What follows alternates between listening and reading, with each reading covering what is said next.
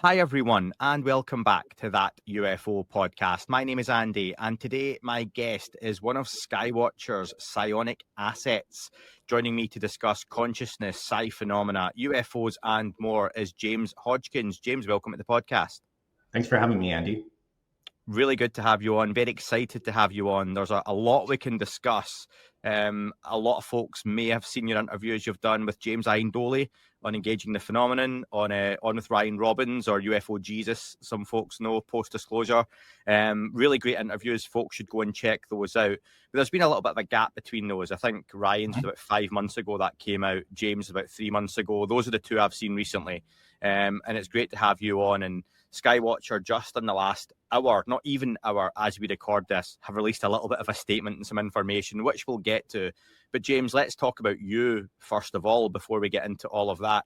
I'd love to know your kind of earliest interest in not only the UFO topic, but given your own abilities, is that the word to use? What was your what was your first experience of kind of psi phenomena?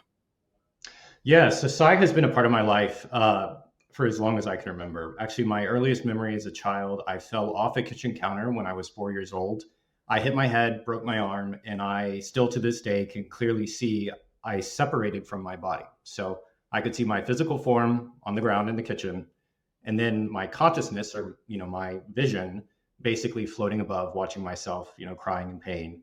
And that's one of those experiences that's stuck with me still to this day, 30 plus years later. And growing up, there wasn't a lot of acceptance of these topics. I grew up, in Texas. These ideas were not all that comfortable to be talked about with friends and family. So my childhood was kind of a series of these experiences. And I really kind of had to stumble through that. I'm also old enough where the internet wasn't really a big thing. So, I joke, you had Barnes and Noble's New Age section. That was about it to explore these topics. But conversely to psi, UFOs and, today UAPs were a very accepted topic in my house.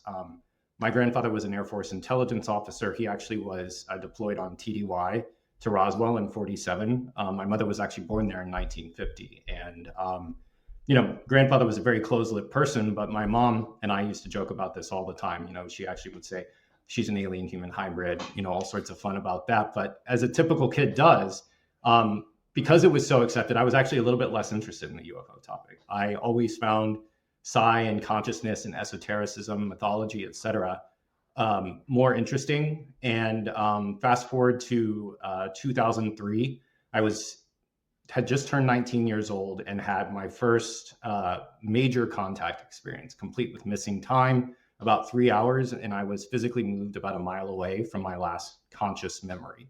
And similarly, I knew this is a topic that's too far out there. So I just internalized this. I was in college, went about my life. The psi experiences, frankly, just continued apace throughout my 20s and 30s, had a very normal, mundane career in technology. And then a couple of years ago, I just realized I wanted to do something like big and important when it came to the overlap of psi and also UAPs. UAP topic had really taken off around 2017, with the Tic Tac. It was a lot more in the news. And then, there were a few books that really spoke to me back in those days about the overlap between these two topics. And that became my primary focus, is the role of consciousness in understanding whatever this, bucket term phenomenon actually means. And so 2 years ago, got very serious about this, started looking for whom else was in the space or looking to do something big in the space that had similar backgrounds to me, that were used to building things, wanted to think like really big, pie in the sky ideas. And, there were a lot of early efforts and a lot of brainstorming as to where this was going to go. And that was where, Skywatcher actually, almost a year to right about now, like right around this time is when we were madly preparing for that first Skywatcher event, and putting together the psionic team for that. Was kind of my responsibility. And yeah, it's been off to the races ever since. Was there any history of psi abilities or anything like that in your family? The Roswell connection's incredible because, that just sounds too good to be true almost, doesn't it? And yeah. I take it you don't think there's any connection there between grandfather being based at Roswell. It was just happenstance, or was there something to that? I don't know. The longer I explore these topics, the more I've noticed there are familial connections, whether it's on the UAP side or definitely on the Psi side. The idea of like Psi running in the female side of a family across multiple generations or multiple generations of witches. You hear myths about that. I have found that to actually be very true. I've spent a lot of time over the past 2 years just meeting and getting to know psychics and what's your background, how does this manifest for you? And what I've found is the overlap between UAP experiences and Psi. I wouldn't say it's 100% universal, but it's very, very close. And the interesting question is, which came first? For me, my Psi experiences were, like I said, part of my earliest childhood. But there are other people I've met that had no interest, no experience in psychic phenomenon before, but maybe in their late 20s or 30s, they, had a UFO experience. Could even be, as simple as just a light in the sky that triggers something in them. And, Valet has been reporting on this since the early 70s. And I feel like it's completely, obviously now it's all over the news or, in our little circle of the internet. But before that, it was treated as a very nuts and bolts phenomenon. And there were people talking about this, just no one was listening. Yeah, can I just bring you back before we go on to Skywatcher and things like that as well? You've talked about a contact experience. There was a missing time episode you had when you were younger. Was that in your late teens? Yeah, I had just turned 19. Can you talk us through what happened there and just any details you can remember? Yeah, so I was up in Vermont, which is in the northeastern U.S. It's a very mountainous and forested rural state. And I was doing a summer study program there. There's nothing to do in the area on the weekends. And so my friends and I were just out exploring in the woods one night. It wasn't that late. It was maybe 9 or 10 o'clock. And then all of a sudden, as we're wandering around, I realized I've completely lost track of them. I start shouting for their names and I hear people saying like, James over here, James over here. And I get this eerie feeling that this isn't actually my friends. I get really uncomfortable with it. And I also realize I've lost my bearings. I didn't know how to get back to my dorm. I wasn't sure where I was exactly. And then my last conscious memory was I saw two beings on the edge of like a heavily wooded area that were backlit. And then that's where I black out. And I come to back in my dorm. I'm walking down the hall in my dorm and I go to one of my friends' doors. I'm mad and I'm confused. And I bang on his door and I'm like, what the heck, man? You left me out there. He said, James, that was 3 hours ago. Like, we thought you went home. We lost track of you.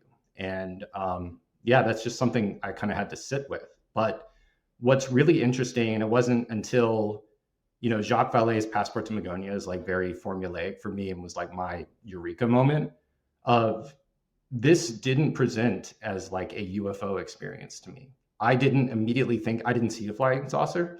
I didn't think I was being, taken aboard a craft or anything like that. What it reminded me of was kind of a classic fairy experience. And my opinion, my understanding is the phenomenon chose to manifest itself in this way to me because that's more my background. I like mythology. I like folklore. That's, I was the kid that liked reading Greek classics, in my teens and stuff in high school. And so the phenomenon said, okay, James will probably resonate with this a little bit better than he will, Little Green Men. And so that's what I saw. That's really interesting because I think when the few times I've touched on this kind of stuff on the podcast before, especially the lore, and when you go back hundreds of years, and you mentioned fairies, that can be one that makes people kind of shrink back and go, oh, I don't talk about fairies. But the other reason I've never shared it. It's so Disney-fied because I think Tinkerbell straight away, like the little cartoon Tinkerbell, maybe Julia Roberts and Hook, but that's a fairy, but that's not a fairy in folklore, is it? That's not what they look like. And can you go into that at all as to what a fairy would be? Yeah, so the way that so let's talk about kind of these, let's call them other beings in general. So you have every culture on Earth pretty much has a story of beings like this, whether it's the fairies, which were even divided into multiple, they called them courts, I'm going to butcher my Gaelic here, the Tuatha De Danann, which would have a good court and a bad court in terms of aliens, or not aliens, in terms of fae. You also have, the jinn in Arab cultures that predates Islam by a long time, wherein, some of those, as the mythology goes, some of those jinn have accepted Allah and they're good jinn, but there are also bad jinn out there. And it really has helped me understand, people ask, like, is the phenomenon good or evil? I said, well, humans exist along a spectrum. There's no reason that other, entities out there, and I'm not saying all of this is those classic folkloric beings, because it's certainly not, but I do think that plays an element there. And like you said, it's not Tinkerbell. These are, in the jinn lore is actually particularly well developed in terms of talking about their entire societies of jinn, where they have political structures and economies, et cetera, that just lives a little bit outside of sync from the consensus reality that we understand today and that we're able to experience. I know Jim Semivan, who's very well known, work with To the Stars and former CIA. He's been on this podcast and others, and he talks often about the jinn. That always seems to come up when he's discussing these other beings and what they may or may not be.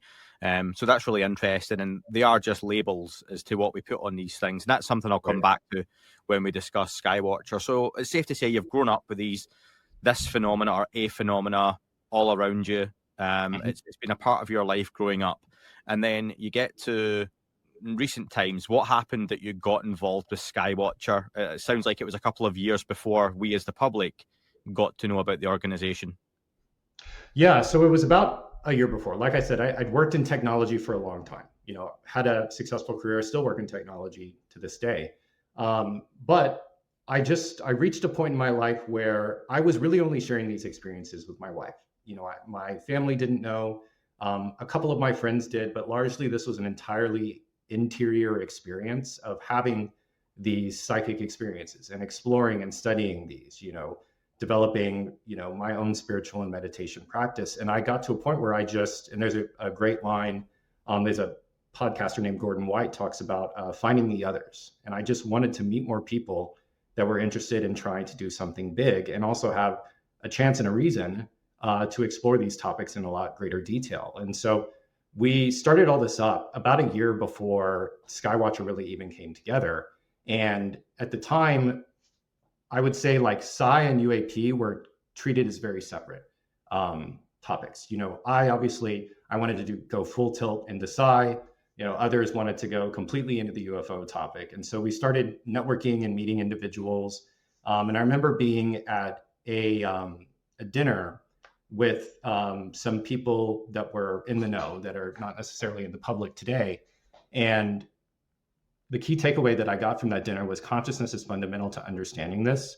And, when people talk about reverse engineering and understanding the technology, my takeaway over the past 2 years of being pretty serious in this topic is that the lack of fundamental understanding of the role of consciousness in the effect it can have on physical reality is what has held back a lot of the exploration of these topics, a lot of the reverse engineering, if I'm being honest. And so we're going full tilt into, like I said, I've spent a great deal of time simply meeting psychics and trying to understand more of what people were capable of.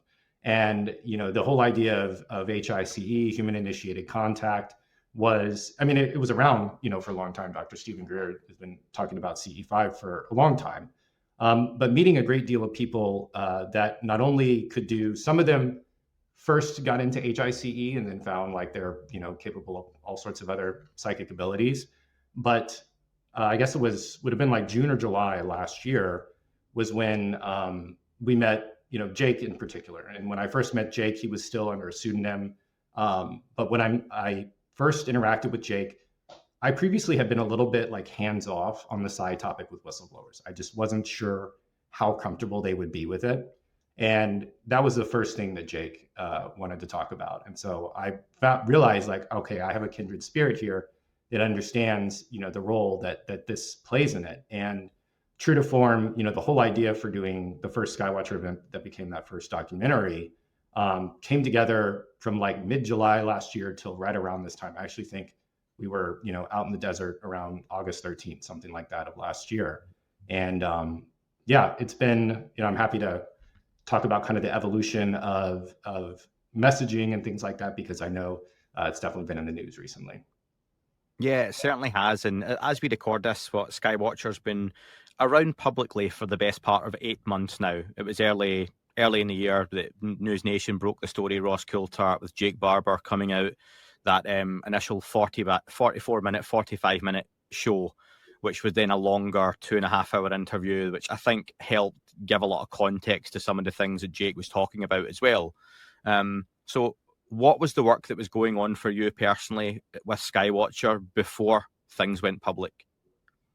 Yeah, so a lot of what we were doing was simply understanding the repeatability of this. We put together, setting aside the dog whistle, which came later.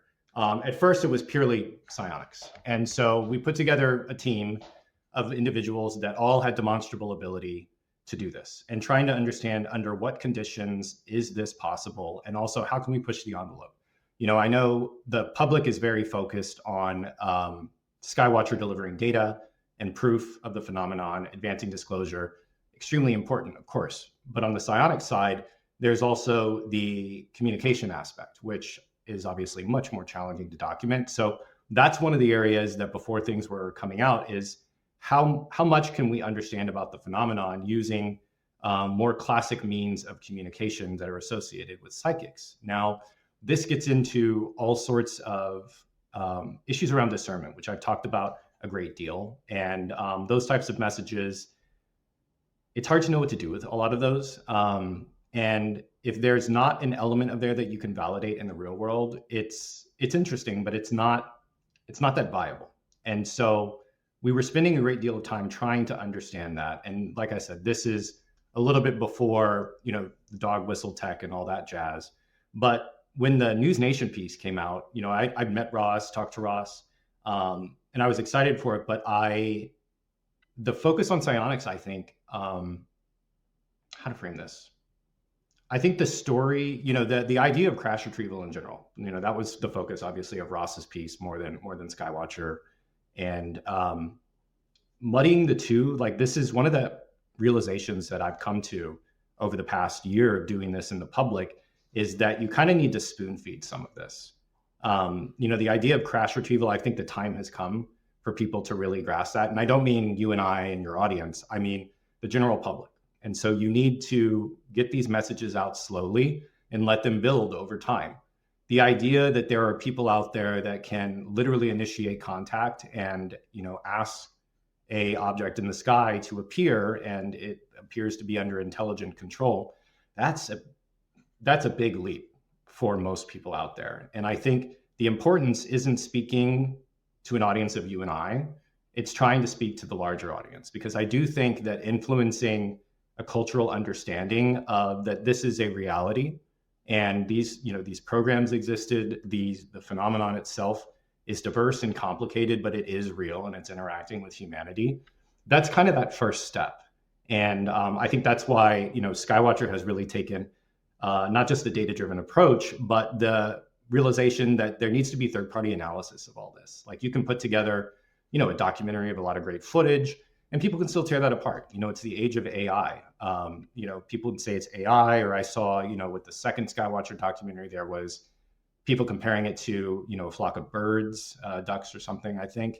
And like, those are all, I guess, fair criticism. So the gap, which you said Skywatcher had issued a statement about today, it's a lot of work to line up that level of analysis where it's actually third-party peer reviewed. I participated in, completely outside of Skywatcher, some consciousness scientific research, and I had no idea how complex it was to get, from the collection methodology, the research methodology, the independent review board. There is a ton of work that goes into those, and it has to be done, frankly, beforehand, because you have to engage in that research and that data collection under really strict control mechanisms for it to be admissible. And so that explains kind of the evolution, in my mind, that the release schedule has gone through, is that, the first documentary for Skywatcher was largely a human interest story. It was a lot about Jake and the rest of the team. The second one was a lot more, of the video footage that everyone was asking for. And then there was a realization that, like, okay, now people are, calling this into question. the time to line up the actual, analysis to prove that this is truly anonymous. Yeah, I'm going to try in my own head keep the questions I've got, and because there's so many I want to ask you, and I could go off in tangents all day here, and I'll miss stuff, and people will shout at me for doing so. The crash retrieval stuff, it's interesting you say that from back in the initial piece. Really, I think people, when they saw there was going to be like the video with the egg being retrieved, Yeah, it was a very small part of the interview, and it's strange that you would have thought, I think before that interview, James, if someone said to me, Whistleblowers coming forward, we're going to see a video of a crash retrieval, and we're going to see the object, we're going to see it being lifted up, we're also going to hear about his experience, etc., etc., you would have thought that would have been the big takeaway and what would have had the lasting impact in the legacy. And it didn't. It almost happened. No. I don't know if that was a presentation issue, and I wonder how you feel at the time, because there seemed to be, we've got this piece of footage which isn't necessarily from Jake. It's not a part of the story. We're just showing this alongside the story. Now, that could be for all kinds of reasons. They want to keep that separation there. Perhaps it was Jake's video. Maybe it wasn't. They're not going to come out and say that. But it seemed to confuse things a little bit. Do you think then that whole presentation could or should have been done differently? Well, I think this is the challenge with presenting any of this information is in line with what I just called out. The fact that it doesn't matter. I feel, and I actually, there are people at Skywatcher that completely disagree with me. I am not sure that any raw footage in and of itself is going to convince anyone in 2025. I think there are just far too many ways to fake footage. You need to, footage like that is so shocking. There needs to be like a clear chain of custody. Like, where did this originate? Where was it filmed? Enough information that people can actually go validate and vet something like that. It's almost like treating it as evidence, if you will, in like an investigation.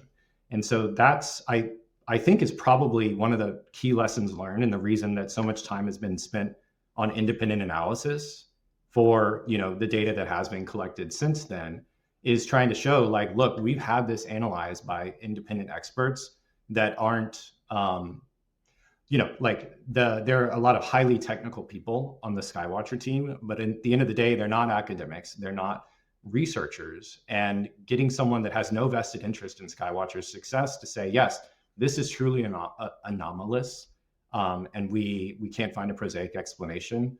I think that's the next step. And I think the egg video was so shocking, and I don't know the entire provenance of it, to be clear, that it makes you question all of it, Do you know what? In terms of footage, I've said, I think the same as a lot of folks, and I think you're kind of alluding to it there as well, James, that especially in the advent of really good quality AI videos coming out, I saw an argument yesterday online that kind of went viral in the UK of bunny rabbits jumping on a trampoline, and loads of folks thought this was real. Yeah. Did you see it? Yeah.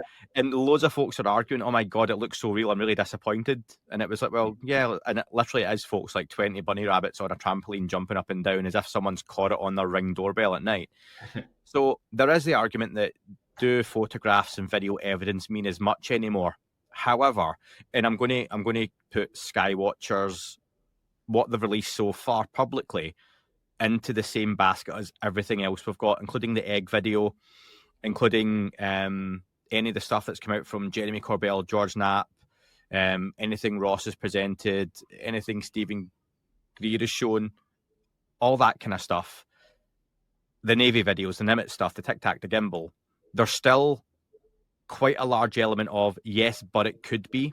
So if we saw something truly spectacular, I think that could change public perception, or at least allow more questions to be asked on a bigger scale.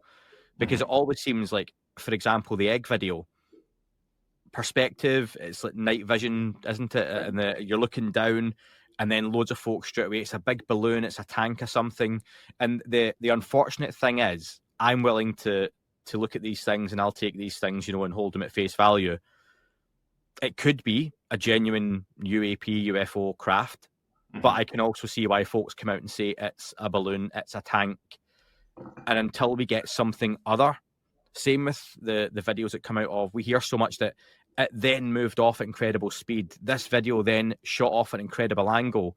Same with like the Tic Tac of the Go Fast video. It changed 90 degrees. We don't get to see that. So there's always a yes, but it could be. And same with some of the stuff that Skywatchers put out so far. It seems to be very much, like you said, an educational piece at the moment. And I'll get into maybe has the messaging changed from what Skywatcher initially said and Jake Barber himself. I personally feel, I've just got a note down here that initially it seemed that we can do this. We can bring these things down. And I don't think it's unfair to say it was made to sound like they could land them right in front of yourself, like it was parking a car. However, it then seemed within weeks to months that messaging changed to actually we're going to. And it was like that wasn't how it sounded initially. So around the footage then, Skywatcher have released a few videos by now, and it does come across up to, and we're recording this the 1st of August, it's more educational. We've got videos of objects in the sky. Is there still right now a limitation on the technology that Skywatcher has access to allow it to film or record these things with a higher fidelity or accuracy that would leave a lot less room for debate among skeptics? So there's no limitation on the technology. The limitation is really on trying to document a phenomenon that isn't always particularly cooperative. And I remember, the first documentary that we filmed, we were out there for 4 or 5 days, I forget. And the first 3 days, frankly, was the camera crew trying to figure out how to document this in the first place.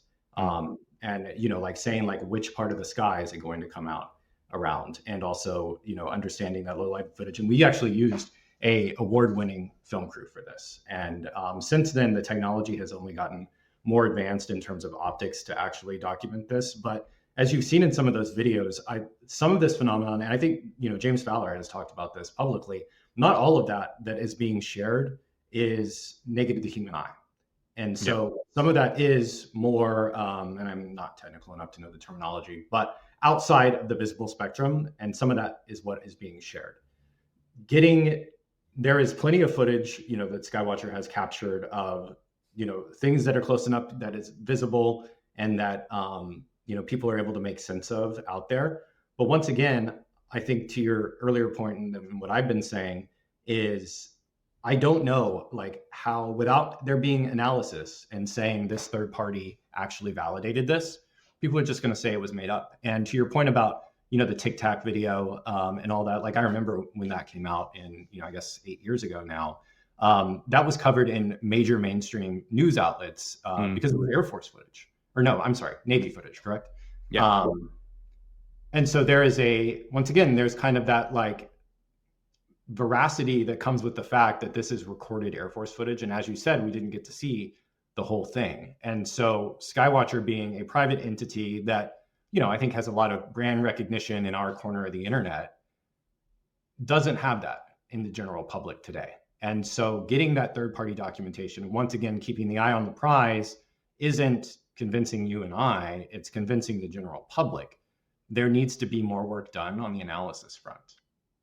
Yeah, and just to bring my point back, so it's not me having a go at Skywatcher for this. This is a UFO community problem. Is we hear that Dave Fravor, through himself or the equipment on his aircraft at the time, the F whatever he was flying, managed to catch very high fidelity 1080 4K footage of that Tic Tac very close to him. We don't get to see that. I think if we manage to see that, and forget the UFO community who would argue to the cows came home, James, they would, that it was AI, it was fake, it was government, it was a projection.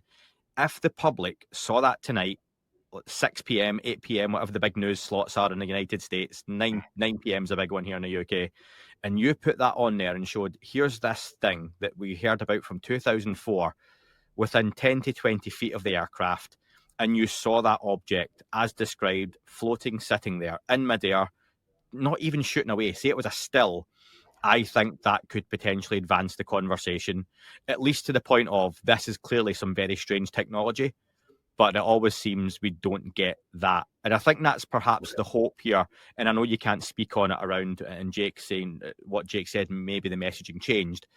Larger picture here, I think Skywatcher have promised a lot, not necessarily through their own fault. I think people have latched on to, okay, maybe Jake Barber and this organization have something here. And I think Jake put the 12-month timestamp on it where, we can really show some big results within that time. And I think it's almost like a real hope that Skywatcher can come through for the UFO community here. And you've got the military guys, you've got some tech guys, you've got psionic assets we're going to get to in a second. It just seems like there's so many good aspects and elements of what Skywatcher are potentially going to be. And it's just like, please do something here that others have promised and failed to deliver on, and don't let us down. Do you feel that? Do you feel there's a responsibility? Yeah. I mean, this was why we all signed up to do this in the first place, was to show people. It wasn't to simply collect data. And to be clear, I'm 98% convinced there are other groups that have been doing this completely in secret for a number of years with no intention of sharing that data externally. You actually hit on, Fravors footage was captured at random. Like that wasn't planned. They weren't, tasked to go intercept the Tic Tac. And so with Skywatcher, you're talking about, there is a specific location where this is being done. They're calling it in, whether it's psionically or via the dog whistle. And it's almost like, and this is probably very derogatory almost. It's almost like saying, I'm going to be in a specific area and I hope this one rare animal comes up and lets me get just incredible footage of it. And that's what is being worked towards. I also think that's where, the technology has gotten a lot better, but I keep going back to the analysis because even that ooh and ah footage there have been some, things from other groups that I think is pretty incredible. I still think we need to, as much as the UFO community matters to us, you do need to keep your eye on how the general public is going to perceive this. Yeah, one of the things I've talked about a few times now in the podcast, James, is how Skywatcher are funded. And it's privately funded. And I think something it does have going for it is that it's not reaching out to folks asking for money. It's not asking for funding. Not that there's anything wrong with groups doing that, but there's an optic, there's a look to that, and there's probably added pressure and responsibility. Skywatcher having that private funding seems to really benefit it. That is there almost perhaps it doesn't owe people the amount of transparency it's had so far. And that's something I see leveraged against Skywatcher online is they aren't transparent. They're not giving us enough updates. They're not publicly funded. This is still a privately funded organization that's giving us updates because they want to rather than they have to. So you're right that Skywatcher is privately funded. And that does give a lot of extra flexibility that other groups might not necessarily have. And it also allows for more advanced technology and more frequent attempts at this. And to be clear, though, when, the criticism is that, Skywatcher is going to use this data for nefarious purposes, Skywatcher would have never gone public if that were the case. You wouldn't, see Jake, Fred, everyone else, kind of come out in the public, dox themselves, if you will, if there wasn't an intention to handle this information in a responsible way to the public. Similarly, for myself, like I was really, really mixed feelings on whether or not I want, my face was in the News Nation documentary. At first I was like, oh gosh, I hope no one recognizes me. And I was worried this was going to jeopardize, my more mundane career. It hasn't, thankfully, but a lot of us put a lot on the line to go do this. And I get the fear of, that there is private funding involved, but how else? Someone has to pay for this. And if you want it to happen quickly, there are people that have been working at this for 20, 30 years, but the time feels right for it. And it takes a big private sector effort in order to advance that. You have to work within the means that you have available today. I joke that it'd be, great if there was someone like the Medicis around that were funding Leonardo da Vinci, to paint his masterpiece, but we don't have patrons anymore. We have this system that we have to work within. Do you enjoy working in that system? And I wonder, again, this will be a personal point of view. Do you feel there's a pressure to perform and produce results based on the funding you received or receive, or do you feel quite relaxed that you're allowed to go about your work and the overall work of the organization without that pressure from the backers? So Skywatcher was very careful in the investors that it actually aligned with. And so this was a really pleasant surprise, and this long predates Skywatcher. This is just when we were trying to figure out what to do. There are a lot of very wealthy people that are afraid of the ridicule of being involved in these spaces, but that want to leave some lasting legacy. And so what is their ability to participate? It's to provide money for instances like this. Thankfully, Skywatcher had the business network, because not all of us come from within government or public sector, to be able to find those individuals and to, bring them into this. So while I said, there isn't a patronage system out there today, these are people that have a philanthropic interest in seeing disclosure advanced in society. Great. Let's talk about the work you're doing then, the actual, the work you're doing on a day-to-day basis. Start off with, for anyone who's maybe not followed it too closely or is new to the topic or is unsure, what exactly is a psionic asset? Because I feel I'm talking about you as if you're a product, but what is a psionic asset? Yeah, to be honest, I don't love that term. It is a very old term. It actually dates back, the Soviets had what was called a psychotronic program. And so that's kind of where psionic asset came from in the US intelligence community. And in essence, I guess to put a label on a psionic asset is someone that is able to access information and influence outcomes non-locally. And what I mean by non-locally is without a physical medium, in the sense of we don't have to go out and touch something or use a bit of technology to get an effect. And so that could be, on the communication side, but in, obviously what we're talking about here is what is affectionately known as human initiated contact experience.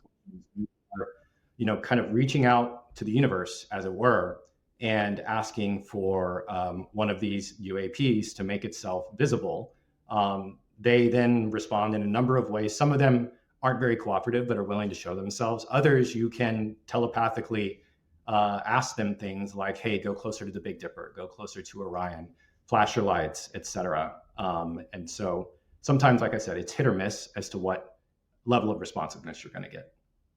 And what does the setup for that look like? If Jake Barber's in charge on the day, or whoever's working things out, and it's Psi Day on the calendar, and you're called along, because you don't live there 24/7. Like I think some folks think you guys are all out there in trailers just waiting on stuff happening or making stuff happening. But if it's your day, James, and you're called along, and Jake says you're up, what does that whole process then look like?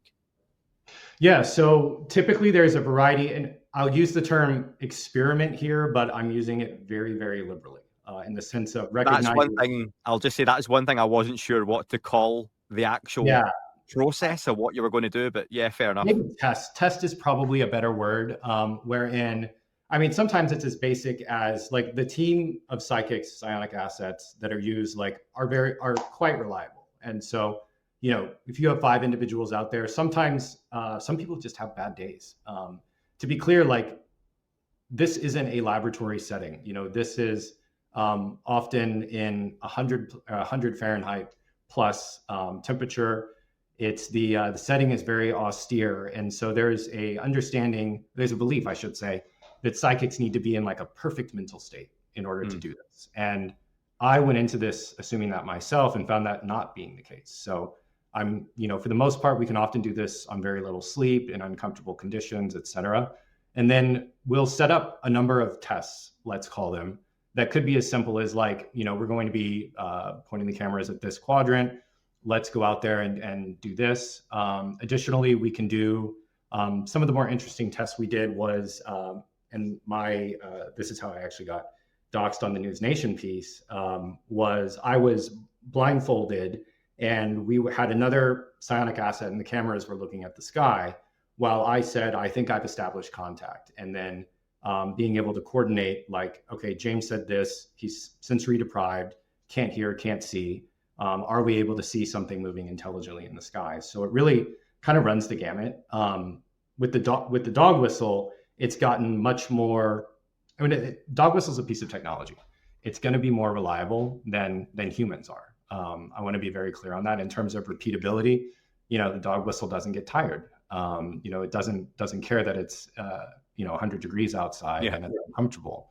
And so that has made it much more repetitious, and has also led to, because of that frequency, you've seen the classification system that Skywatcher has put out, that has gotten much more varied because of the frequency with which they can do that. You're right. No one is out there full time. Everyone has lives and families, et cetera. How dare you?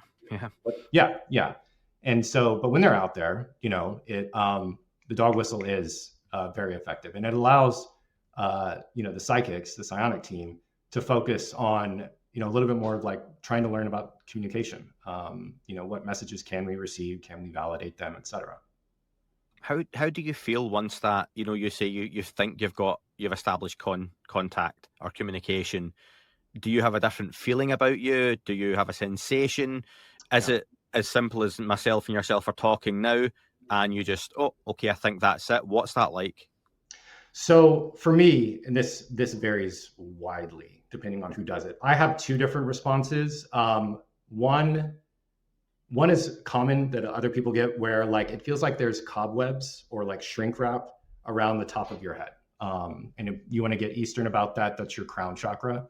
That seems to be activating and connecting to something. That's usually like if I'm blindfolded doing it and I get that feeling, I know I've gotten a response. One other one that's interesting for spontaneous encounters is I get a vibration behind my right ear.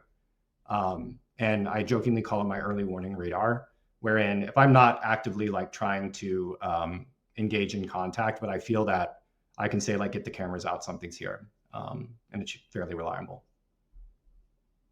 What's the communication or link like when you're connected to one of these objects? Is it like a steady stream? When you're on a good phone call and you've got a good connection, you can hear it. We've got a good connection here. We can see and hear each other clearly. Do you get times where it's less strong? There's interference. It breaks up. There's lag. What's the actual connection like between these objects? Sure. So this gets into, are you familiar with the idea of like the clairs, as it's called, like clairaudience, clairsentience, clairvoyance? I know the phrase clairvoyance. Yeah. Yeah. So these abilities manifest in each person differently. And each of us kind of have, it's like going to the gym. You have one thing you're naturally good at. And then the other things are a little bit of a struggle. So for me, clairaudience is my strength. So I am able to communicate better than I can, like clairvoyance, which most people are familiar with. I'm not the strongest at that, but I can hear very clearly. And for me, what that sounds like, and it sounds like what you hear about from people with mental health issues, is it's like having a separate inner monologue in your head.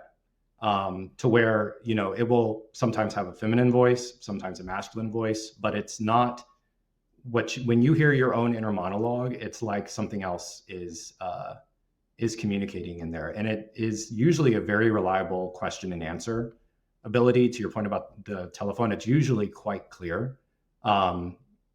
There seem to be some variables that interfere with it. Schumann resonance in terms of solar activity. There's a lot of theories floating around out there. And how do you discern, and I suppose I'm going to ask this from a general public skeptic's point of view, that James isn't just getting these voices in his head? Yeah. I only found out recently that not everyone has an inner monologue. Apparently my wife doesn't, and my wife can't see pictures in her head either. And I had a whole conversation with her about how, like, well, right now, and I'm doing it with you, James, I am walking down the street I lived in Glasgow, and yep, there's trees on my right-hand side. I can see over there it's nighttime. But I can change it to daytime. That's just normal for me. And my wife was like, no, I can't do that, which I found really strange. So how do you delineate? Yeah. How do you distinguish between the two? It's hard. And this is why I've talked about this publicly a lot. And I always bring this up, that discernment is very critical when people engage in these practices. And it's very easy to, quote unquote, get lost in the wilderness and think that every little thing that you're hearing in your head has some degree of truth on it, truth to it. And that might be, they're from Zeta Reticuli or, representatives of the Galactic Federation, et cetera. Those things are interesting. And I'm not going to say like, I don't get messages like that, but unless they can actually in that question and answer dialogue, provide information that I could never have had access to, or visibly demonstrate that when I telepathically ask, move closer to the Big Dipper, and on camera it zips over to the Big Dipper, or flash your lights 3 times and it does it near instantaneously. That's what matters to me. All of that, like I get asked all the time for like, what channeled messages do you receive? And I get them. I don't want to share them though, because I don't have any way of validating that type of information. And that's why I think, a lot of psychics, and I've had friends that, have to be kind of like come back to reality, that struggle with that. And the line can quickly turn into delusions if you spend all of your time focused in that world. That's why I think, having a mundane life outside of doing this is super important. I joke at the end of the day, I still have to go be a parent. I still have a full-time job I have to do. And all this keeps me really grounded, that when I'm ready to engage in the psychic practices, I turn it on and we do it. And then I shut it back off. It's not something I leave open all the time. I can appreciate that. Perhaps not from having any kind of abilities of my own, but doing the UFO podcast stuff, people ask me how I balance that with a full-time job and a family and the life outside of it. And I'm like, well, I'm not always researching 24/7. I don't call what I do research, because I think that's an insult to researchers out there personally. But I have to switch off from it, and I don't check my X or Twitter account all day, because when I did 3 or 4 years ago, you get too sucked into it and it drives you mad, and you need the disconnect. That, you know what? I've not looked up any UFO news for 2 days, and I've had people give me shit. I did the trolling stuff and the shit online. I don't get a lot of it. It doesn't bother me though. I genuinely don't care. It's not an invite, folks. But, you get like a shitty email or DM, and it's like I'm pushing a trolley in Tesco with my kid in it who's kicking me in the nuts as I walk round, and you're trying to stop everything falling out the top of the trolley. One of them needs a toilet, and you're like, ugh. And it grounds you, doesn't it? And that's good to hear, and it makes a lot of sense from your point of view how you need that separation from it. I'm going to pull you back into it now, though.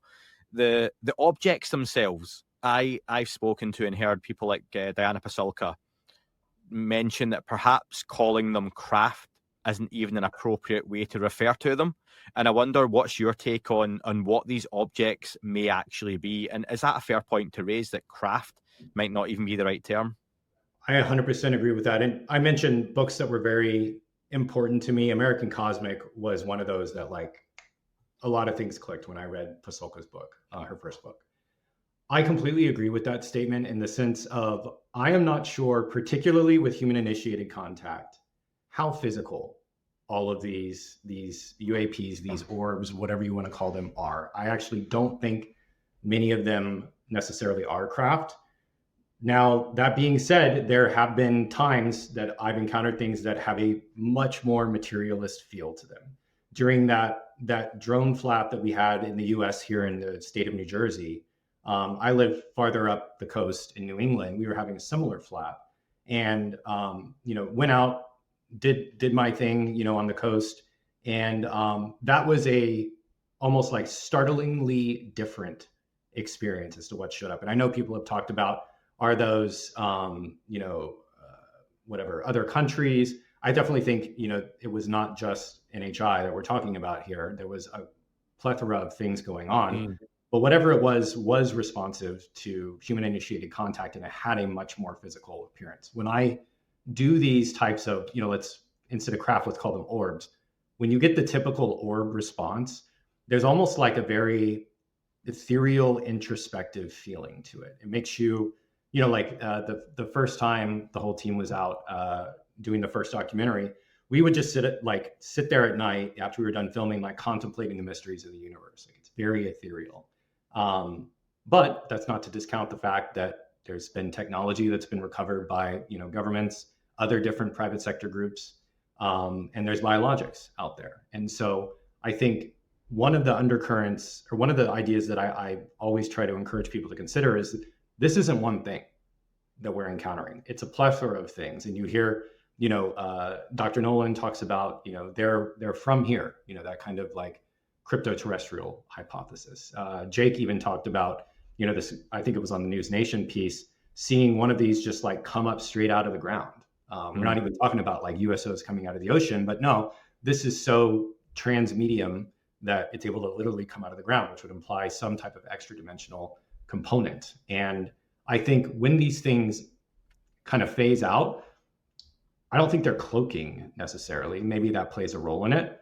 I think they're just kind of blinking out of our reality. And some of the messages, and I've talked about this publicly, so I can state it again here. One of the messages that I've received about them is that when we engage in human initiated contact, much of what is being manifested are essentially thought forms. And these beings, whatever they are then able to kind of pilot and inhabit that. And it's, I got in a lot of trouble or a lot of flack for this online when I talked about this one contact telling me that you can best understand us as coming from the afterlife. And I got ripped up for that for various agendas. But what the really like understanding that I took away from that, because there's often a lot of feeling that comes from these messages, is this isn't heaven, hell, any religious connotation of the afterlife. This is simply where when humans, shuffle off their mortal coil, this is kind of the plane or the dimension that people are going to. And it still is able to interact with the physical plane to some degree.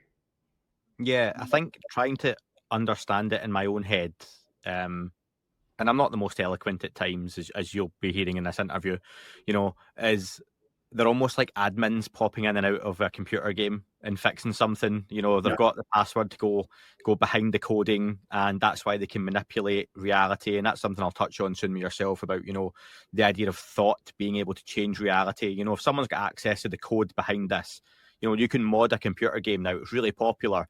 People will play things like Skyrim, but have Peter Griffin on top of a dragon, for example. That's not part of the game, but someone can access that and change it. So they have access to that, whereas the broader audience don't. And I wonder, is it something perhaps like that? On the whole psionic to dog whistle technology, is there any clear differences as to when these objects are summoned psionically, this is what shows up, and when the dog whistle's used, this is what shows up? I know you said the technology is more reliable or repeatable in a lot of ways, but is there anything that's a real clear discernment between the two? There's a lot more variety with the dog whistle than there is with psionics. And I think a big piece of that, like I said, is this psychic connection is probably, we'll get into this question, it sounds like, but I do think, in the case of biologics are probably communicating telepathically. But I think when we reach out as psychics, we are inherently kind of connecting with something that's a little bit more etheric than physical. And so we typically do get more of that orb response. That's not to say that other things, like I had an experience 3 months ago where pulled over with the wife and kids. They were talking about it and they wanted to see it. So brought an orb in off the coast, go down the road a mile or so and see a giant triangle floating over my town. That's definitely manifesting multiple things. I'm sorry, I'm off base here with the question. But the dog whistle definitely gets a greater diversity, which for the sake of documenting the phenomenon, scientifically is more helpful than psionic simply bringing in, a similar thing each time.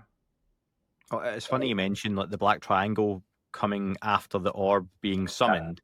Yeah. It seems with these summonings, whether it's the technology, the psionics, things like saucers don't seem to appear or even be in the initial slides that the educational pieces Skywatcher are going out for. And that's something a lot of folks have picked up. Is there almost an idea that anything we consider the traditional physical craft that perhaps may be piloted or not by third generation AI greys or whatever you want to, mantis beings, whatever you want to put in these things, those are a very different phenomena to what can be reached by yourselves? So how to frame this? I have seen a classic saucer in the past year. Only once though. Only once. I think there's a idea floating around out there that the phenomenon that we experience is only slightly outside of our ability to grasp it. And this dates back to the late 1800s. My My family is from a place in Texas called Wise County that had what was called the Aurora crash in the 1890s. And what people interpreted, the newspaper said at the time, was this was a giant airship. Yeah. Yeah, if you're familiar with that story. And then it became, the flying saucers, the Foo Fighters, triangles, I think, were kind of the 70s. And it's evolved now to this more, kind of etheric orb phenomenon that people are interacting with. And I don't know what that says about society, that this is now, we've all taken this to a really consciousness-based spiritual component. And despite I'm here talking about psionics, I do think this can become a little bit dangerous as well, in terms of, you have people since the 70s that have built little UFO religions around channeled material, et cetera. So I think those things are this shift where everyone thinks that, not everyone, obviously, there's a lot of skeptics that listen to this, but a lot of people are now ascribing purely a spiritual meaning to this, whether it's good or bad, angels, demons, or, our 5D space brothers here to save us. I think all of that's a little bit dangerous. We don't, frankly, have any idea what we're dealing with. And I don't mean Skywatcher. I mean, in general, I don't think, there's some special access program out there that has figured out exactly what we're dealing with. I do think there are specific biological races that are out there. But when it comes to getting those messages and that this is all spiritual, someone once told me a really great point about channeled messages. If humanity is perceived as bad in these messages that you're getting, or not bad, but that like we're never going to save ourselves, and that we need our space brothers to, secure Earth, make sure we don't, nuke ourselves, or drive ourselves to extinction through the climate. That actually is a little bit more concerning. It really robs humans of agency to actually improve and make ourselves better. And what it says is, there's some exterior force that we need to rely on to save us. And I don't like that. Yeah. And that whole summoning various aspects of this phenomenon, I know you've discussed before, you believe there are multiple things happening. And I think most people now land on that agreeable hypothesis, if you can have that in the UFO conversation, that most folks agree on that one thing, that there are multiple things going on. I don't know, is there some form of intergalactic Amazon warehouse where someone's going along going, okay, we need 2 orbs over Texas because they've been summoned. Okay, we need 2 saucers over here. All right, we need 4 beings to land in this desert here. That's all being sent out. But above that, there's a hierarchy where there are greys, mantis beings and whatnot who just aren't involved in that. They don't get involved in the summoning. But then this whole idea of thought and reality, I suppose I'll get into. You've mentioned, and I think the first time I heard it in recent times was Tom DeLonge.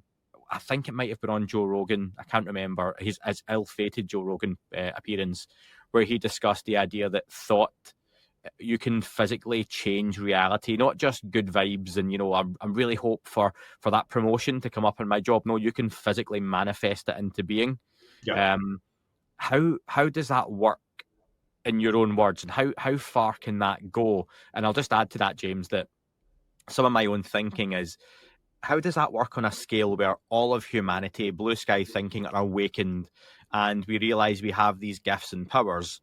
Is that a good thing? Because there are, and I've heard you say that there are everyone's inherently good and bad, and there are extremes on either side of that scale. And I completely agree with that, where you've got some very evil people and some incredibly good people, and most of us fall somewhere in the middle and lean back and forward, probably nicer than most. But what's to stop a psionic 9/11 happening when jihadist terrorists realize they've got these capabilities and can manifest really bad things into being? And I get that's an extreme example of this, but it doesn't seem unrealistic in the conversation. Yeah. Oh, this is another hour on its own right here. This is one of my favorite topics. So let's start foundationally, and then we'll get to psychic jihad.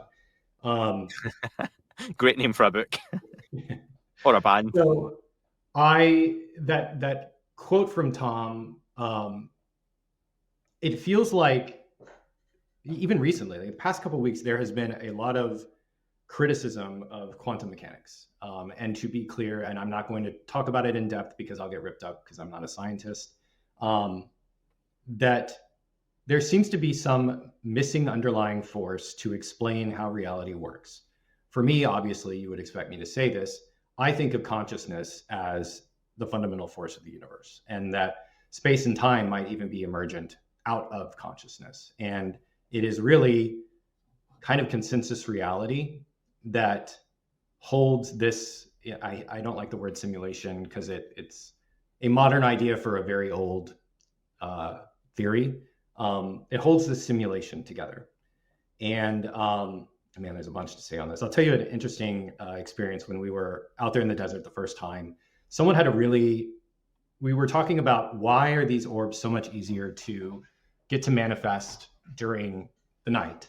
And also why do paranormal spooky things happen at night? Why do we associate the night with that? And someone had a really profound statement that what if it's because, where we were, on the West Coast of the US at the time, everyone else is asleep. It's 1 a.m. and reality is just a little bit less coherent right now because there's not that many people holding it together. And that has always been a really profound statement to me that, it might be a little bit less coherent. Now, the idea of what you're talking about is power of manifestation. And this sounds like a very new agey idea. It actually is not at all. I would argue it's one of the fundamental bedrocks of American society. This is what in Christianity was called the prosperity gospel. The fact that God wants you to be happy, rich, well taken care of, etc. Or power of positive thinking, etc. And this can be done in a very targeted way. You can do it for little things out there. Now, when you get into, psychic 9/11, I don't have a good answer for that. I mean, you're getting into like Harry Potter level of magic at that point of, actually taking down a building or forcing, something to happen. But I can tell you, I've done some communications for various people that are, predicting events in the future. And one of the interesting ideas I'd heard from these people is you have to be careful when you ask a psychic to say, like, what is going to happen around this event that's occurring in the future? Because the mere act of, if I go out looking for this negative outcome, saying, if there's an assassination or a tsunami somewhere, there seems to be an argument around people that know more than I do that can inadvertently, and I've heard them use the term quantum wave collapse, that it can turn that from one potential outcome to it's now real because there's a psychic person went out there and looked for that one outcome, and that was enough to kind of cause that variable wave collapse. What you're also talking about is kind of an argument about free will versus determinism, which is something I've done like shocking amount of soul searching about over the past couple of years, because I've seen enough precognition to make me really doubt it as to how much free will we have. But there's a scientist I really like who said it's kind of a 60-40 thing, where 60% is predetermined, like the macro things in your life are determined, but that 40% is really where you're responsible for and you can influence the outcomes. And so I think, the idea of, was reading some article, I'll find it and I'll send it to you if you want to put it in the show notes, about there was some experience done around apports, apports is like a physically manifesting something in a specific location. And I had never heard of this program until a couple of weeks ago, of like, could an intelligence agency steal a document from the Soviet Union psychically? Could they cause, a technical schematic for, the Kilo class submarine to manifest on someone's desk? So I think I haven't done that. Maybe it's possible. I don't know. Manifesting physical. I have seen people manifest apports before, but they're, a little bit more of like the seance mediumship variety. Not something as substantial than that, but psychic jihad, psychic 9/11 or whatever, you're talking about really messing with consensus reality. That's not like little things like I need a parking spot or I need this promotion at work. You're talking about the impacting the lives of thousands of sentient individuals that all expect, the World Trade Center to be there tomorrow. So I think it would take a shocking amount of psychic force. And I've never seen anything to that extent, but it's a really fun thought exercise. Yeah, and is there an argument then the power of intent comes into some of this, that, and it sounds like a wishy-washy cop-out, doesn't it? That, well, yeah, you don't allow the bad stuff to happen because it won't. And it's the same where, well, why don't psychics go predict the lottery numbers? Well, because there's no good intent to winning all that money. But then what if they're going to give all that money away to charity, which would be nice? Then does that come into it at some kind of base level, that your intent has an impact as well on capability? 100%. This actually is one of the topics, before Skywatcher and even in the early days of Skywatcher, that we spent an inordinate amount of time on, was ensuring that intentions were aligned. We actually, like on the first event, we started the whole thing with a big intention setting exercise of like, we're here to attract good. We're here to document the phenomenon. We're here to do it honestly. Which the reason I bring that up is, oftentimes you have to ask if you can film. And sometimes the answer is no. And, you need to hold up your end of the bargain. And so I do think intentions matter as you explore these topics. Now, I say that, but, there's lots of conspiracy theories out there about, some rather dark intentions that have been exploring these topics for 100+ years. And I don't know what to make of that. It hasn't ever been necessary, or something one should engage in on my end. And so I don't know what to think of the idea that this has been used for nefarious purposes successfully in the past. It puts a spin on it. Do you know where I can accept that? And I agree with you around the phrasing, a simulation. I don't believe we are plugged into a computer, Matrix style. Great movies. I will argue the trilogy is fantastic all day. Forget the fourth one, folks. Again, I will die on that hill. But the idea that I've put it before. Imagine you're playing The Sims with your friends when you were kind of in your teens, and one of your mates has got a new PC. I'm aging myself here. I'm 39, James, right? And you all put on The Sims. Yeah, I played. I was quite geeky when I was younger, so my nights were like Blockbuster Video. I wasn't out drinking in my teens. I was like Matrix marathons, Quentin Tarantino marathons, and Smackdown on the PlayStation, right? Okay. Yeah. So imagine you all had a geeky night in, and 4 of you put The Sims on and started a game, and you're all quite invested. But one of your mates is like, I want to play the game. I want to play it properly. I want to build the family. I want to even Sim City. I want to build a town. I want it to be successful. One of your mates has all these crazy ideas. Build a theme park here. Let's build a rocket port. Let's do this. One of them's less interested and a little bit, Another one just wants to cause some chaos. Put a load of nuclear power plants around the outside and we'll let them all blow up and kill everyone.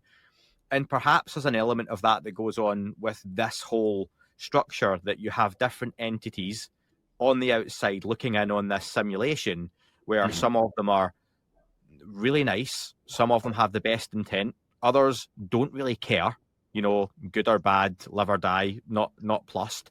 Some of them come in and out for various reasons.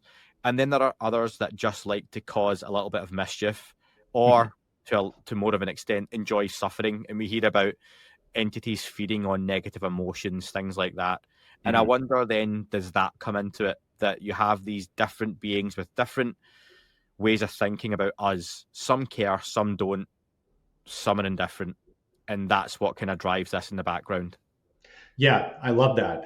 It reminds me of the trickster phenomenon in particular. I find fascinating. And there's a older book written by George Hansen named Trickster and the Paranormal that goes into great detail about this. And, you can ascribe a purely UAP lens to this, or you can take it to the paranormal or cryptid. You can apply this really to any supernormal experience that is had out there. There is an element that just kind of enjoys messing with people. And, as I've gone, much deeper over the past 2 years, I have really encountered more of that trickster element, where it's not evil, it's not scary or anything like that. It's just like, what the hell is that? Like seeing that black triangle, where, just do the normal HICE with the family, see an orb, tra-la-la, head home, and like, oh, okay, they're over our little tiny town, seemingly a few hundred feet, there's a triangle. And of course, for that, slammed on the brakes. Wife and I are jumping out of the car to film it. And just as it does that, it changes shape and turns into, and this is right at dusk, and suddenly it's the lights on an airplane, and it was hovering, and then it slowly starts moving as an airplane with a light and shape pattern of an airplane. Like, that's just kind of messing with you. I do like that element. I find that element fascinating and kind of entertaining, as to why it's almost like, like fun and play can be an element of this. That's not to discount like those darker experiences out there. Lots of people have nothing but wonderful experiences. And the first time I came out in public, I think people thought I was one of those. Like, I've had negative experiences. I didn't like using the word abduction for a very long time, but whatever happened to me in 2003, there's a reason I have missing time from it. And it's something I'm still exploring. But there are darker experiences out there for sure. Interesting. It's like you did read my mind for my next question. So I interviewed, it was last year or the year before, I had George Knapp on both years. And one of my favorite questions I asked, and it came up to me on the spot, I asked George around the abduction phenomenon, was he ever aware of government entities or the like being able to trigger an abduction phenomenon? Had they researched it enough that they could bring about an abduction experience? And he said he didn't want to go into it because it's not a particularly nice aspect of the topic. So alluding to knowing a little bit more on that. But I wonder, as someone who can communicate with these objects and speaks to other psychics, do you believe there is an element of either the US government, private contractors, private entities that can establish communication with entities that would be involved in abduction experiences? I don't have enough information to say. I have some opinions based off of kind of hearsay and gossip I've heard that's non-public, that I'm coming around to the idea that there probably have been some agreements struck with various races out there, whether it's as specific, and I think what you're referring to is, I forget which presidents, I think it might have been Eisenhower, that people talk about agreed to a certain volume of abductions in exchange for technology transfer. Maybe. But I have really come around to the idea that there is a US government, and obviously other governments out there as well. There is a, let's call it, not an alliance, but some type of treaty that might have been struck to facilitate things like that. But once again, a lot of these abductions, like for me, and like I've met other people that that are abductees, a lot of times there is that family connection where, it might not, maybe their grandfather wasn't abducted, but their grandfather had a major, contact event at some point in their lives. And it's almost seems to be mapping that. I don't know if there's, if it's a monitoring evolution, genetic component. There's obviously the sexual and reproductive stories around abductions. There's a lot to it. They seem to be documenting something. Yeah, and I like the idea that if these beings that can carry out these abductions have any kind of mastery of time, or can view time differently to us, you could abduct generations of a family, and for them it would be half an hour. But for you and your family, it could be 250 years. It could be a whole bloodline. But for them, they're just dipping in and out, like they're fast forwarding through a movie to different scenes. Yeah. And I'll give you one little bit from, as I've explored the memories of my own experiences as they've come back to me over time.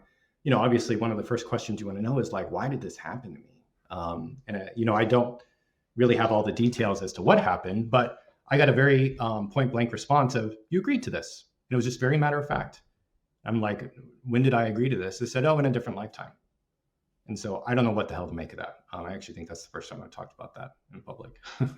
No, I appreciate that. It's a really interesting concept. And that idea that, do you think that goes along with the idea that we, whether it's your soul or consciousness, whatever that may be, agrees to be here because you're having this human experience, and then after you've had this, you forget, you come down, you're born, you live your life, you go back, and then you remember, perhaps once you're back in the primordial soup or whatever it is, you've had this experience for a reason. You can choose to come back.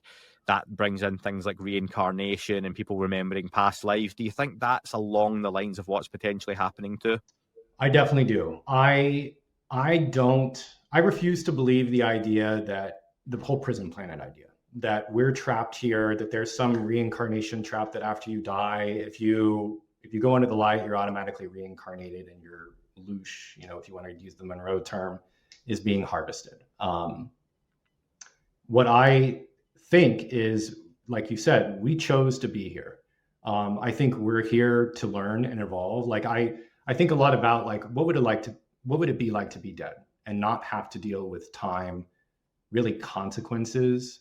And the best, I'm sure it's wonderful for a while, but it's stasis. Like you're never going to change, from your purest, highest self. You're never really going to get to experience new things, maybe astral journeying, whatever.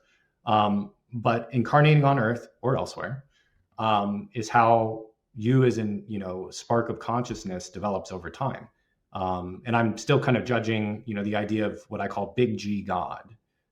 Is there a God out there? And I tend to ascribe to the idea of source, or, like the pleroma in the Gnostic terminology, wherein there is a source, but it is so absolutely unknowable to us as incarnated humans that we aren't really capable of understanding that, and that we are perhaps individual sparks of that source experiencing itself over time. And do we return to source at some point? I don't really have an answer for that. Yeah, really interesting. But before we've still got so much I want to get through, and I know you've been on with me a long time, so let's get back to finishing off some of the Skywatcher chat. Yep. Do you believe these objects are hiding from us at large? Because they could, if they wanted, come down at any point. They could hover over the White House during a live press conference, inauguration. They don't, or not that often anyway. I know there's been some videos. There was a famous Super Bowl video. Was it the Super Bowl? That was a football game anyway, where objects appeared over the top. Do you feel they're hiding to an extent that they're not present every single day to a larger population? I do, and I don't know why.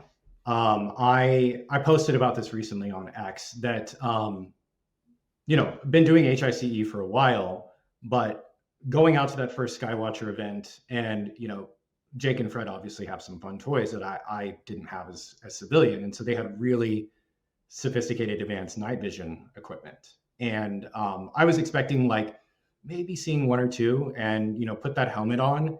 And it was like the term that I used to describe it is it was like a superhighway. And I know the area that we were in is like kind of considered one of those window areas. So it would obviously be a little bit more active, but it was shocking. And as more people, like the camera crew we used at the time were really skeptical. Like they didn't believe in any of this. And they had a similar reaction as pure skeptics that like, oh my God, like this isn't space debris. It's not satellites. You see things moving in different directions, zigging and zagging, fading in and out, etc. And perhaps, the dog whistle or HICE is simply getting one of those attention and being like, okay, well, I'm happy to show myself, more in to the naked eye. Now, I mean, that's the $1 million question or $1 billion question is, why don't they land on the White House lawn or the Ellipse or Times Square, et cetera? And I don't know, my opinion is that, let's call them like the good in HI, have no real reason to do that. They'd rather, I think the ontological shock, and I know that term is played out now, of like that happening and what that would do to humanity, maybe, people could respond very negatively to that. So they choose not to engage in that. If there are darker entities out there, there's no reason for them to kind of play their hand, I wouldn't think, if they're getting what they want from humans and from Earth, as it were.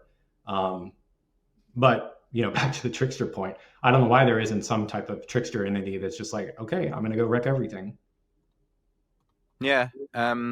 I want to get to the Skywatcher statement from today then, before we can get to some listener questions, James, if you don't mind. Sure. So that's literally dropped 15, 25 minutes, something like that, before we hit record. So I'm kind of reading it fresh for the second time now.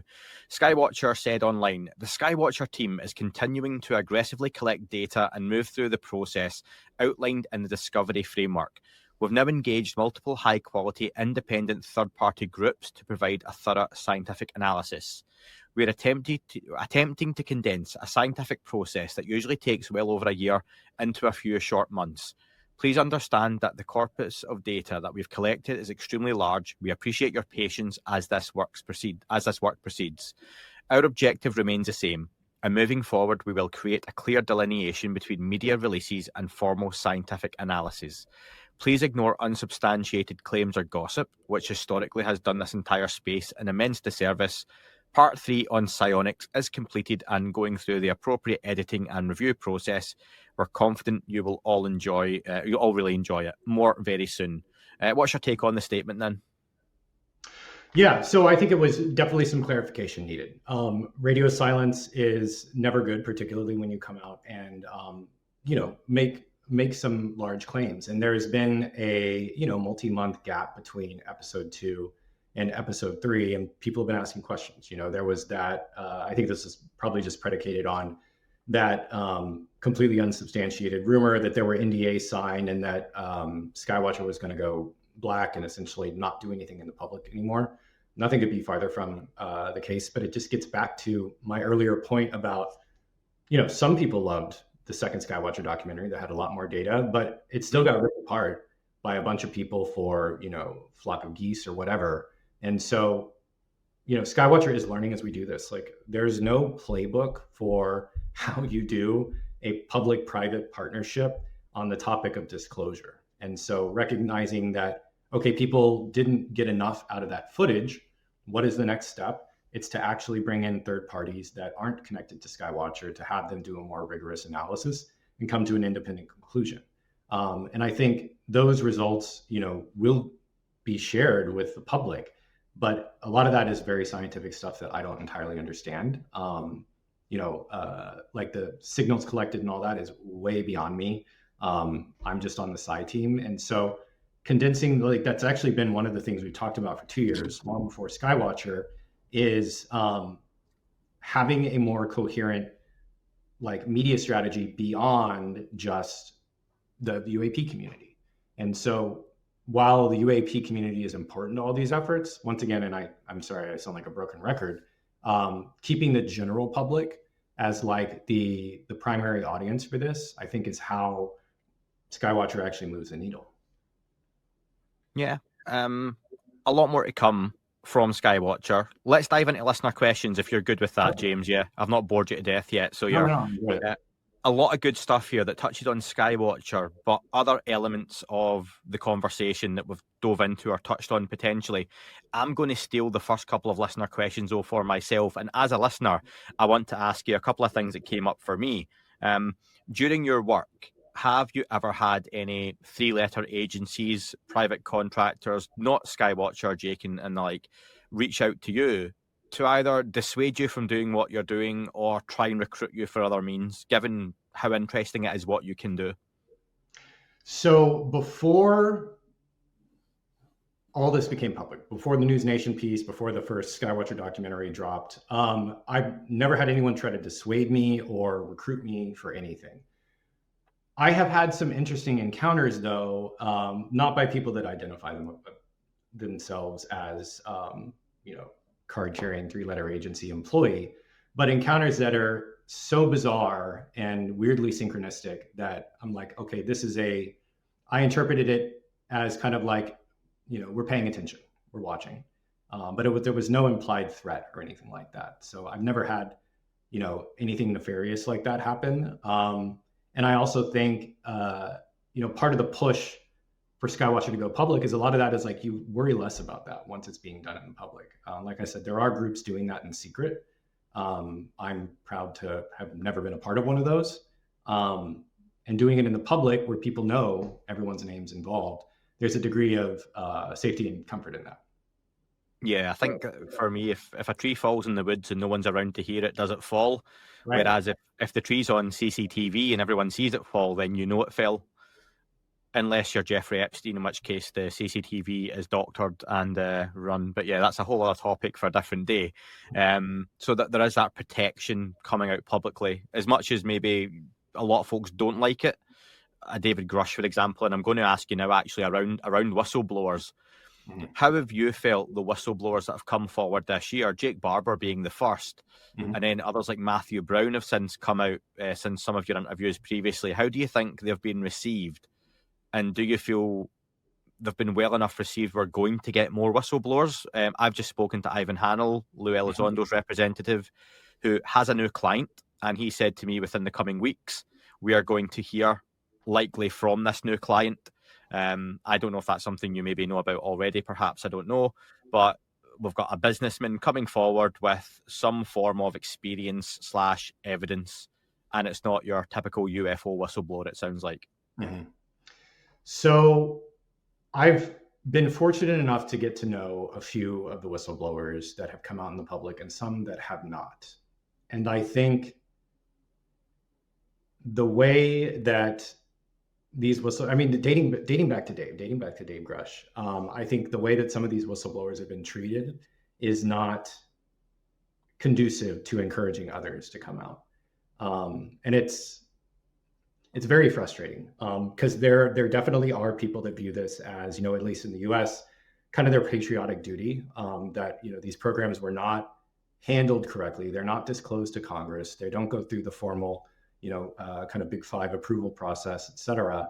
And that needs to change. Now, the way that people often get tarred and feathered for doing so, I think, is like Sarah Gammon is a good example. Sarah came out with some incredible stories. I met Sarah. I really enjoyed speaking with her, and you don't hear as much. And there's no I feel like there needs to be some type of coordination mechanism for doing this in a very responsible way. Lou Elizondo's attorney doing this, given all the experience he has in working with Lou, I'm actually very curious to see how that's going to be handled. But this gets back to the statement I think I made at the beginning around some of this almost needs to be drip fed, where if the claims are so outlandish, people aren't going to be able to grok that right off the bat. And so, if it's not going to be handled in a open session of Congress or even in a SCIF, in a classified session, and you're needing to do that through the public, you kind of have to drip feed these things to maintain your credibility. Similarly, I said earlier, and I don't mind saying it again, channeled messages, a lot of us get those. I don't share them. I don't think that's something that is helpful or that people are necessarily ready for. And I also don't believe all of them. And so I think being guarded in how you share this information and having, it's almost, I hate to say it, but being managed like a PR campaign, like you would in the business world of we're going to drip this product roadmap out over time, Yeah, and you're not just dripping it to one audience, because something that comes out hits the UFO community very early. We can get it if you follow the right accounts or the right podcasts or whatever. You're going to get it within minutes or hours or days. People like yourself being involved potentially get it even earlier or first. You've then got the folks who would maybe, like Joe Rogan, who want to discuss UFOs now and again, will then get it. That then hits the mainstream and then does it blow up to major news networks. And there's this along the way. Do you lose any momentum? Do you lose some of the message? Does it get watered down? Do people fade away from it? And I think the biggest example for me was with David Grusch. What he said in that hearing was the biggest thing we've had. I would argue it's perhaps bigger than 2017, although I think 2017 had to happen for a David Grusch to come forward and all the other stuff around about it. And I've said before, James, I believe that because I follow a lot of the US news because of this and just interest. But in the UK, there's almost no UFO stories reported in any serious way. David Grusch was, and it was one of the very, very, very few times anyone cared. And I had journalists get in touch with me from major broadsheet newspapers who laugh at this topic, who genuinely were speaking I'd like to know more about this. And it was only for a couple of days. The door got kicked open, but it closed again quite quickly. Grusch had something, and we just didn't get the momentum and the wave to carry that on. And that's a frustration. And it seems like we need more of that to come. Otherwise, the wave just peaks far too quickly. Yeah. And I think, as you said, Dave was, the first of this generation to really come out as whistleblowers. And I think Dave attempting to do everything through the absolute correct channels in the correct and responsible way it's the reason it's taken a great deal of time. Like you said, what he said was so mind-blowing in terms of, actual biologics, et cetera. And I think that probably has discouraged a few people that otherwise might have wanted to come out through similar channels. And then there's also, let's not to take it to a darker place, but Jake has publicly said, like, there have been other people that were, ready to do this that have disappeared. So this is it's a dangerous thing to do. And also one of the things that I've really learned from the whistleblowers over the past couple of years is, like, you have to realize how career destroying this work is. Like, to go from the Air Force or from an intelligence agency, and there's almost, I'm sure there are people in those organizations that feel a sense of betrayal. So you're probably going to need another career at this point. And that's one of the things that is cool about Skywatchers. It gives Jake and others that come from that kind of black world an opportunity to continue working on the same topic that they have a lot of expertise in, but do it for public benefit as well. And so I think that whole idea of citizen disclosure is, like, why most of us got so excited about Skywatcher at the beginning, is like, maybe we don't need to wait for the whistleblowers. Like, whether it's Skywatcher or anyone else, any other group, like, there's a bunch of other people that are doing really cool stuff in both UAP and Psi. Can we affect that? And can you influence culture to accept those ideas with compelling enough data that the government's like, yeah, sorry guys, you were right. We had it all along.